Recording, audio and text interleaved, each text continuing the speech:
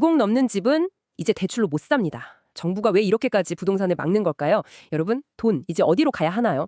이재명 대통령이 왜 이런 초강력 부동산 규제를 밀어붙이는지 오늘 저희 이야기 끝까지 들으시면요. 그 배경에 대한 아주 흥미로운 분석, 어쩌면 진짜 깜짝 놀랄 내용을 들으실 수 있습니다. 안녕하세요. 오늘 저희는 이재명 정부의 새 부동산 정책, 특히 부동산 자금을 주식시장으로 유도하려는 그 움직임에 대해 깊이 파헤쳐 보겠습니다. 저희가 여러 관련 기사하고 또 전문가 분석 자료들을 좀 봤는데요. 이걸 토대로 정책 핵심이 뭔지, 앞으로 전망은 어떨지 한번 알아보겠습니다.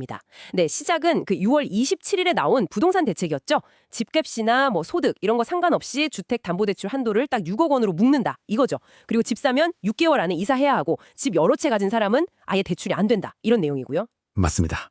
아휴, 정말 강력한 규제죠. 근데 벌써 시장이 조금씩 반응하는 것 같아요. 그 서울 아파트값 오르는 기세가 한풀 꺾인 모습이거든요.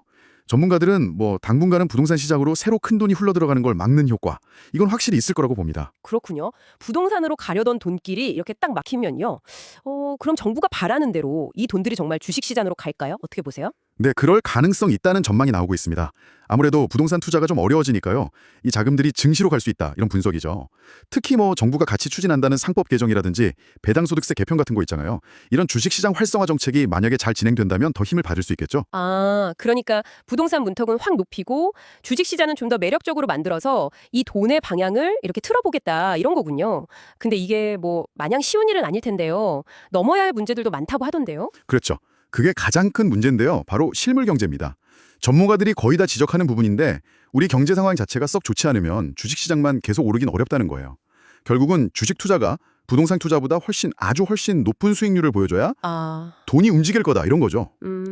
그러니까 주식시장이 정말 여기서 돈 벌 수 있겠다 이런 확신을 줘야 한다는 거네요. 네네. 그런 믿음이 중요하죠. 또 근본적으로는 우리나라 경제 자체가 성장하고 또 기업들의 이익이 늘어나는 게 먼저다, 이런 의견도 많습니다. 하긴 경제 전체가 좀 살아나야 뭐든 되는 거니까요. 맞습니다. 그리고 또 하나 지적되는 게요. 우리 증시 충격을 좀 막아줄 만한 그 큰 손 있잖아요. 기관 투자자. 이 기관 투자자 비중이 다른 나라들에 비해서 좀 너무 적다는 점도 문제로 꼽힙니다.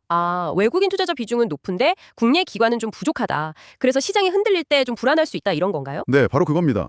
시장 안정성 면에서 좀 아쉬운 부분이죠. 자, 그럼 오늘 이야기 한번 정리해 보겠습니다. 정부는 아주 강력한 규제로 부동산 대신 주식시장으로 돈의 물꼬를 좀 트려고 하고 있다. 하지만 실제 경제가 살아나고 또 기업들이 돈을 잘 버는 그런 환경이 마련되지 않으면 쉽지 않을 거다 이런 거네요. 네, 결국 이 정책의 성공 여부는 우리 경제의 기초 체력, 그러니까 펀더멘털에 달렸다, 이렇게 볼 수 있겠습니다. 그리고 이 방향은요, 앞으로 여러분의 자산 관리 계획에도 정말 중요한 변수가 될 수 있겠죠. 부동산 자금을 증시로 옮기려는 정부의 시도, 과연 성공할까요?